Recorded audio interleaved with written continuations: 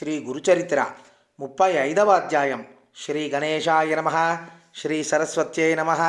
శ్రీ గురుభ్యో నమ. హరి ఓం. సిద్ధయోగి అటుపై జరిగిన వృత్తాంతం ఇలా చెప్పారు. సావిత్రి శ్రీగురుని పాదాలకు మొక్కి, స్వామి, నిరంతరం మీ పాదాలను స్మరించేందుకు సాధనంగా నాకు ఒక మంత్రం ఉపదేశించి అనుగ్రహించండి అని వేడుకున్నది. శ్రీగురుడు, అమ్మా, స్త్రీలకు భర్తను సేవించడం కంటే మోక్షానికి వేరొక మార్గం లేదు. స్త్రీలకు మంత్రోపదేశం చేయకూడదు. పూర్వం దేవాసుర యుద్ధంలో చనిపోయిన రాక్షసులందరినీ శుక్రాచార్యుడు మృత సంజీవిని మంత్రంతో బ్రతికించి యుద్ధరంగానికి పంపుతున్నాడు. ఒకనాడు ఇంద్రుని వలన ఆ సంగతి విని శివుడు కోపించి నందిని పంపి ధ్యాన నిమగ్నుడై ఉన్న శుక్రాచార్యుని తెప్పించి అతనిని మిరింగి తన కడుపులో బంధించాడు. ఒకనాడు శివుడు ఏమారినప్పుడు శుక్రుడు ఆయన మూత్రంతో పాటు బయటకు వచ్చి మరలా యుద్ధంలో చనిపోయిన రాక్షసులను బ్రతికించసాగాడు. ఏ మంత్రమైనా స్త్రీకి ఉపదేశిస్తే నిర్వీర్యమవుతుందని, అందులో మృత సంజీవిని మంత్రం మూడవ వానికి ఉపదేశించగానే మృతమైపోతుంది అన్న విషయం స్మరించి శివుడు బృహస్పతిని పిలిచి అతనికి ఒక ఉపాయం చెప్పాడు. బృహస్పతి తన కుమారుడైన కచుణ్ణి అందుకు నియమించాడు. కచుడు వెళ్ళి శుక్రాచార్యునికి సాష్టాంగ నమస్కారం చేసి, అయ్యా, నేనొక విప్రకుమారుడను. అపారమైన మీ యశస్సు విని విద్యార్థినై మీ వద్దకు వచ్చాను. నన్ను స్వీకరించండి అన్నాడు. శుక్రుని కుమార్తె దేవయాని అతనిని చూచి మోహించి తన తండ్రిని అందుకు ఒప్పించింది.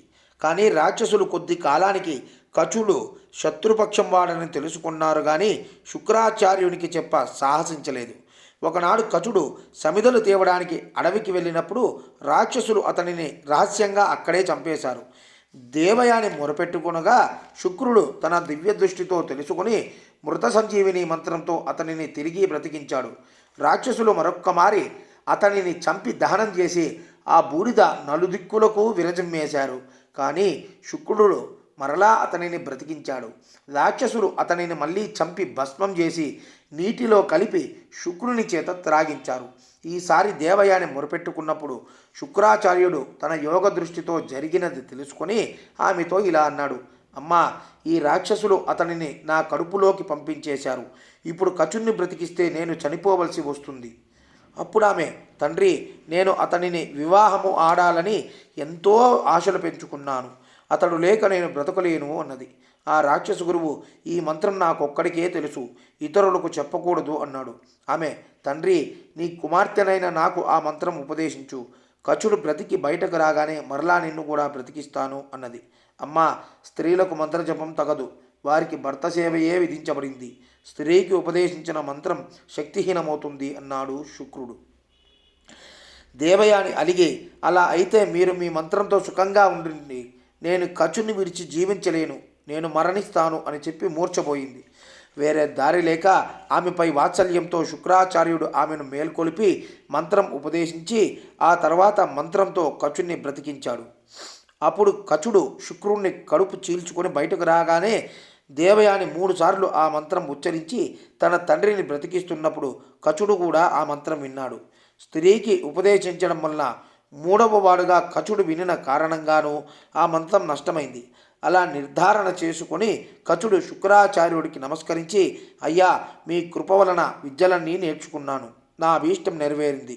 ఇక్కడుంటే నన్ను రాక్షసులు బ్రతకనివ్వరు, కనుక నాకు సెలవు ఇప్పచ్చండి అన్నారు. అది విని దేవయాని ఏడుస్తూ, నా తండ్రి, నిన్ను శిష్యునిగా అంగీకరించేలా చేశాను. 3 సార్లు నీకు ప్రాణం ఇప్పించాను, కనుక నన్ను వివాహమాడి నా అభీష్టం నెరవేర్చు అని పట్టుబట్టింది.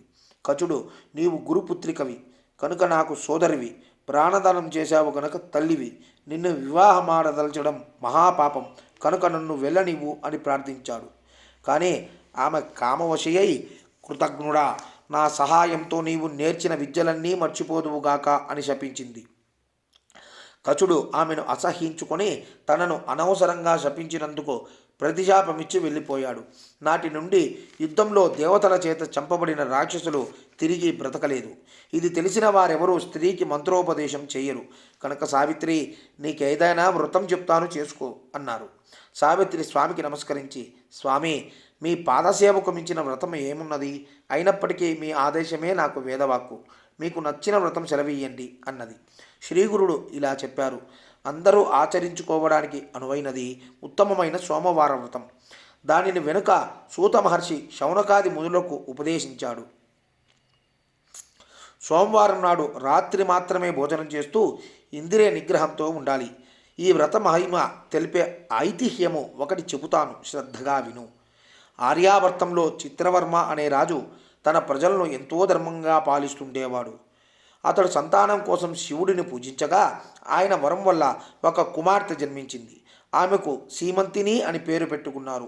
దైవజ్ఞులు ఆమె జాతకం చూచి ఆమె చిరకాలం సుమంగలిగా సుఖంగా జీవించగలదు అని చెప్పారు. కానీ కొంతకాలానికి ఒక జ్యోతిష్కుడు ఆమె చేయి చూచి 14వ ఏట ఆమె భర్త మరణిస్తాడని చెప్పాడు.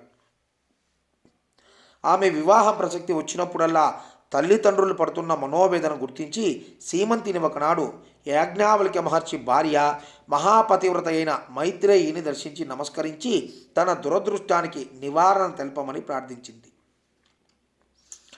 అప్పుడు మైత్రేయి, అమ్మాయి, ప్రతి సోమవారము భక్తితో శివపార్వతులను పూజించు. అభిషేకం వలన పాపం నశిస్తుంది. పీఠాన్ని అర్చించినందులకు సామ్రాజ్యము, గంధ పుష్పాక్షతలు సమర్పించినందువల్ల సౌభాగ్యము, ధూపం అర్పించడం వల్ల సౌగంధ్యము, దీపదానం వలన కాంతిమత్వము, నైవేద్యం వలన సకల భోగాలు, తాంబూల సమర్పణ వలన 4 పురుషార్థాలు చేకూరుతాయి. జపం వలన అష్టైశ్వర్యాలు, హోమం చేసినందువలన శ్రీ సంపదలు, స్తోత్రం వలన బహుముఖమైన సమృద్ధి, విప్రులకు భోజనం పెట్టడం వల్ల సర్వదేవతా సంతృప్తి కలుగుతాయి. కనుక ఈ రీతిన ఈ వ్రతం ఆచరించు అని చెప్పింది. సీమంతిని ఆమెకు నమస్కరించి ఇంటికి వచ్చి ఎంతో శ్రద్ధతో ఆ వ్రతం ఆచరించింది. ఆమెకు యుక్త వయస్సు రాగానే ఇంద్రసేన మహీపాలుడి కుమారుడైన చంద్రాంగదుడికి ఇచ్చి వివాహం చేశారు. ఆ దంపతులు ఎంతో అన్యోన్యంగా జీవిస్తుండగా ఒకరోజు ఆ రాజకుమారుడు జలక్రీడకి అని వెళ్ళి ప్రమాదవశాత్తు కాళింది నదిలో మునిగిపోయాడు. ఎందరు ఈతగాళ్ళు వెతికినా దొరకలేదు. అది తెలిసి 14 సంవత్సరాలు నిండిన సీమంతిని ప్రాణత్యాగానికి సిద్ధమైంది. కానీ రాజు ఆమెను వారించాడు.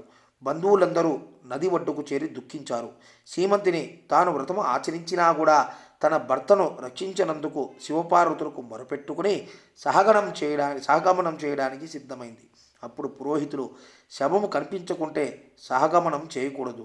ఇంతకు అతడు మరణించాడో లేదో ఎలా నిశ్చయించగలము? కనుక నీవు వేచి ఉండాలి అని చెప్పారు.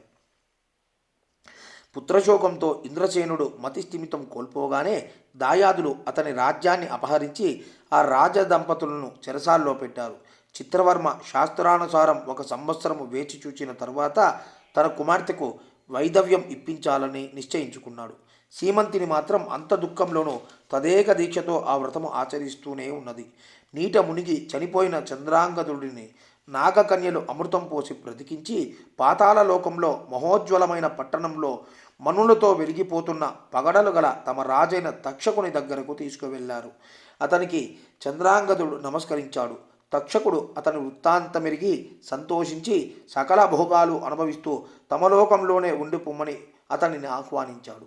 చంద్రాంగదుడు వారి ప్రేమకు సంతోషించి తన తల్లిదండ్రులు, తన భార్య తన కోసం దుఃఖిస్తుంటారని, కనుక తాను వెంటనే వెళ్ళిపోవాలని చెప్పాడు. అప్పుడు తక్షకుడు అతని చేత అమృతం తాగించి అతని భార్య కోసం ఒక పాత్రలో అమృతం ఇచ్చి అతనిని సత్కరించి తననెప్పుడు స్మరించినా ఆపదలో రక్షించగలను అని చెప్పి పంపాడు. తక్షకుడు ప్రసాదించిన దివ్యాశ్వం మీద చంద్రాంగదుడు తిరిగి నది ఒడ్డుకు చేరాడు. అమృతం త్రాగడం వలన దివ్య వర్చస్సుతో వెలిగిపోతూ దివ్యాశ్వంపై నీటి నుండి పైకి వచ్చిన చంద్రాంగదుడిని చూచి సీమంతిని ఆశ్చర్యపోయింది. ఆ రోజు సోమవారం.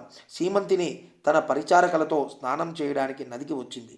కానీ ఆమె మెడలో ఆభరణాలు, మంగళసూత్రము, నొసట కుంకుమ కనిపించక పోయేసరికి అతను నిశ్చయంగా గుర్తుపట్టలేక చంద్రసేనుడు తక్షకుణ్ణి స్మరించి మారు రూపం ధరించి రాజకుమార్తెను విచారించి, నీ వ్రత ప్రభావం వలన మూడవ నాటికి నీ భర్త తిరిగి రాగలడు అని ఆమెతో చెప్పి మొదట తన తల్లిదండ్రులను రక్షించడానికి వెళ్ళాడు. వారి రాజ్యాన్ని అపహరించిన దాయాదులకు తాను తక్షకుని వరం పొంది వచ్చిన సంగతి తెలుపుతూ రాజ్యం తిరిగి అప్పగించమని, లేకుంటే వారిని యుద్ధంలో శిక్షించగలనని హెచ్చరిస్తూ చంద్రాంగదుడు కబురు చేశాడు. నదిలో పడి మరణించిన చంద్రాంగదుడు తిరిగి వచ్చాడని తెలియగానే ఆ దాయాదులు భయపడి రాజ్యం అతనికి తిరిగి అప్పగించి క్షమాపణ కోరారు. చంద్రాంగదుడు తాను నాగలోక సౌందర్యం తిలకిస్తూ తిరిగి రావడం ఆలస్యం చేసినందుకు తన వారు ఎంత దుఃఖించారో, ఎన్ని కష్టాలు అనుభవించారో తెలుసుకుని తల్లిదండ్రులకు క్షమాపణ చెప్పుకున్నాడు. తిరిగి తమ కొడుకును రాజ్యాన్ని పొందిన అతని తల్లిదండ్రులు సంతోషించి అదంతా సీమంతిని చేసిన శివారాధనకు ఫలితమేనని గుర్తించి ఆమెను తీసుకొచ్చి ఎంతో వైభవంగా చంద్రాంగదుడికి పట్టాభిషేకం చేశారు. శ్రీగురుడు చెప్పింది విని దత్తుడు నమస్కరించి, స్వామి, పరమ పవిత్రము శ్రేయోదాయకము అయిన మీ పాదసేవ మాకు చాలదా? త్రిమూర్తి స్వరూపులైన మీ పాదస్మరణ మాలో నిరంతరం జరిగేలా మమ్ము దీవించరాదా? వేరొక వ్రతం ఎందుకు అన్నాడు. శ్రీగురుడు, ఇది మా ఆజ్ఞ. ఈ వ్రతం చేస్తే గాని మీ సేవ మాకు అందదు, కనుక ఈ వ్రతం చేసుకోండి అని చెప్పి వారిని ఆశీర్వదించి పంపివేశారు. ఇంతలో తమ పుత్రుడు ఆరోగ్యంగా సుఖంగా గురు సన్నిధిలో ఉన్నాడని తెలిసిన గోడేనాథుడు, అతని భార్య వాళ్ళను చూడడానికి అక్కడకు చేరుకున్నారు. వారు శ్రీగురుని దర్శించి జరిగినదంతా తెలుసుకుని 1000 మంది బ్రాహ్మణులకు సమారాధన చేసి కొడుకు కోడళ్లను తీసుకుని స్వస్థానం చేరుకున్నారు. సావిత్రి, దత్తాత్రేయులు శ్రీగురుడు చెప్పిన వ్రతాన్ని ఆచరించి కాలాంతరంలో పూర్ణాయువులైన కొడుకులను కన్నారు. చనిపోయిన ఒక వ్యక్తిని తిరిగి బ్రతికించి శ్రీగురుడు ఒక విధవరాలికి తిరిగి సౌభాగ్యం ప్రసాదించారన్న వార్త నలుద్రిక్కులకు ప్రాకిపోయింది. శ్రీ దత్తాయ గురవే నమః. శ్రీ శ్రీపాద శ్రీవల్లభాయ నమః. శ్రీ నృసింహ సరస్వత్యై నమః. ఇది శ్రీ గురుచరిత్ర 35వ అధ్యాయం సమాప్తం. జై గురుదత్త.